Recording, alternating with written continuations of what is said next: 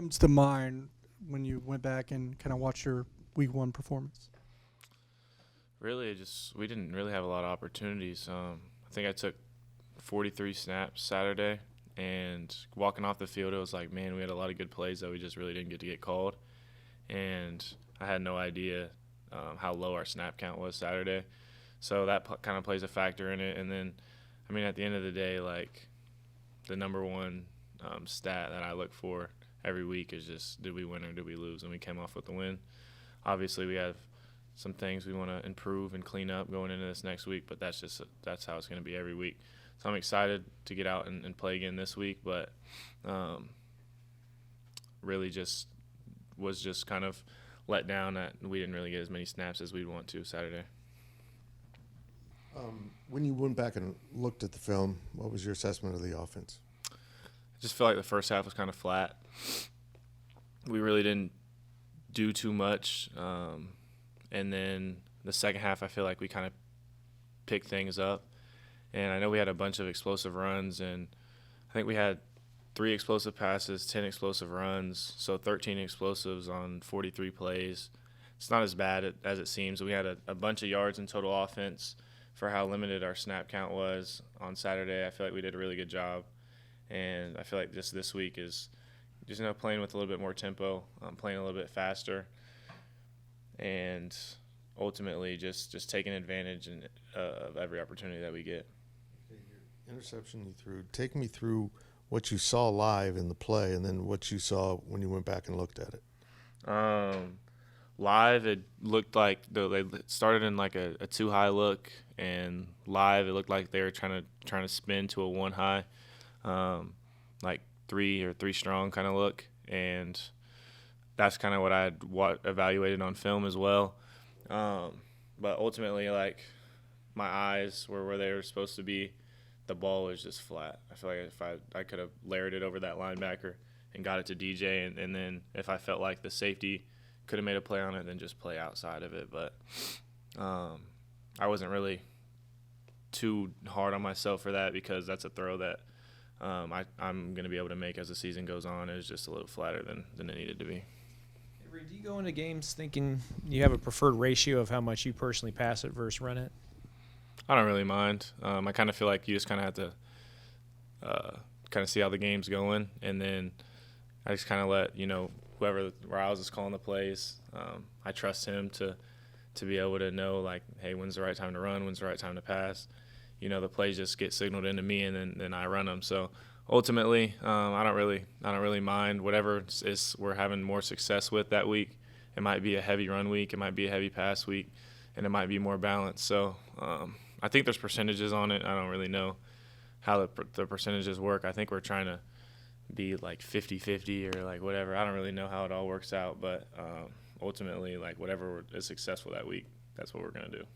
Give me your thoughts on playing your first college road game that you're going to be starting in.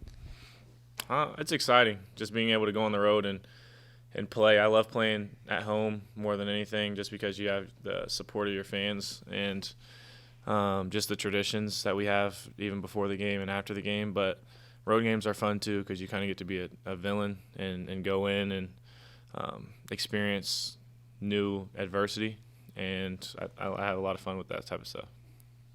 How much does your success when you guys played at Texas Tech last year, and you played so much and so well, how much is that experience going to help you with this first roadster? I mean, just being able to play in a hostile environment, I think that'll help. But as far as the success that we had at Texas Tech, that doesn't really translate over, because Tulane's a whole different team, and I've never played against Tulane, but I know they played here a few years ago, so we're just excited to be able to go out there and line it up versus another team this week. Have you heard from any of the older guys who were on that team that lost to Tulane, wanted to get this one as kind of a revenge factor? Yeah, I mean, a lot of people were not too happy that we lost that game a couple years ago, and I think that'll be a big point of emphasis going in this week to not overlook anybody. And I feel like a lot of people still have that bad taste in their mouth going into the game this week. So, I mean, we're going to attack it how we attack any other team. we're just looking to go out there and compete and find a way to win Saturday. I wanted to ask about the sideline tablets. How often did you use them, and how did they sort of help you after drives? I guess see what went wrong or what went right. I think they're really beneficial. Anytime I needed to see a play after a drive, I would just come to the sideline and sit down with Coach Wells, and we were trying not to go over every single play and sit there and do what we do on Sundays on Saturday during the game, because you don't want to, touch on too much stuff or start thinking about technique and footwork and stuff in the game, because then you're trying to think about a lot of different stuff. But it's definitely good to see pictures and see how the shells and stuff match up to, kind of what I was seeing on the field and kind of how stuff translated over. How did you feel your first game action with Sam under center went? I think Sam did a really good job. And I knew coming into the game I wasn't going to have really anything to worry about, just because of how much he's grown and how good he's looked in the spring and fall. But it was really good to be able to go out there and kind of, compete with him and the other four guys that were up there. Anything else? Yeah, I got one. The touchdown pass to Fred Lofton. Can you walk me through that and just what kind of play that was and maybe how thrilled you were for him? Yeah, so he was running kind of like a bullet down the sideline, and I have the option to give it to DJ or throw it to Lofton there. Then we have a guy also coming in the flat that I could dump it down to.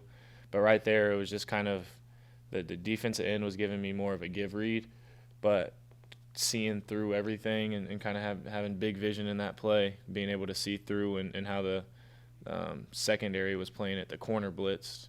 So the person that was going to have to take our receiver was the boundary safety. And then that leaves nobody for Lofton. The linebacker would have to match Lofton, and I just like my matchup right there. And nobody ended up running with them, so it was an easy pitch and catch to get our season rolling. Oh, last one over here. Give us your thoughts as you're back. Pardon me. Kind of give us your thoughts as you're now playing in the backfield now with Dylan Edwards.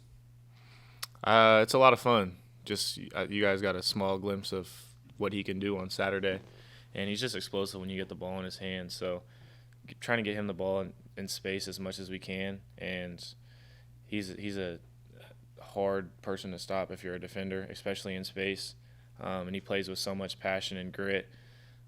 He's just really fun to be able to have on my side, and being able to pair him up with DJ and Joe Jack and Jimmy. We have a really good running back room that I feel like will start to get more and more noticed as the year goes on.